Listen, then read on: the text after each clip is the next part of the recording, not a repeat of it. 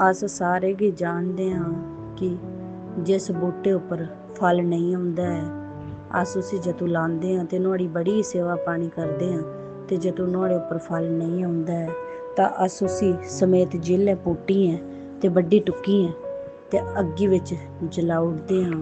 असें सारे इंसानें गी बी उ'ऐ बूह्टा पसंद होंदा जेह्का अच्छे फल लेइयै आवै। तां यीशु मसीह बी इ'यां ही आखदे न कि जेह्का इंसान अच्छे फल लेइयै औग परमेश्वर दे घर तक्कर पुज्जी सकग। ओह् फल प्रेम करना, दया करना, विश्वास करना, नेकी करना, सबर रक्खना, माफ करना, माफी मंगी लैनी।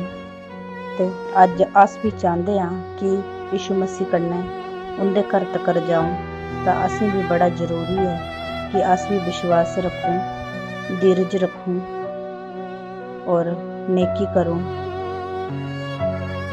इस दुनिया च रौंह्दे कुतै अस बी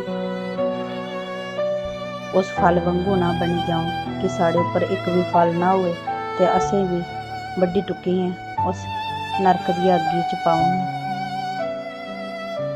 तां तुस बी विश्वास करो ते अपने आप गी थोह्ड़े टाइम लेइयै बदलना शुरू करो कि दया करना, प्रेम करना, विश्वास करना तुस बी करी सकदे ओ। तुस बी यीशु मसीह उप्पर भरोसा रक्खो ते जेकर तुसें बी बड़ा गुस्सा औंदा ऐ तां सारियां चीज़ां अस परमेश्वर गी आखो कि परमेश्वर अस एह् नेईं करना चांह्दे आं, तू असेंगी बदल।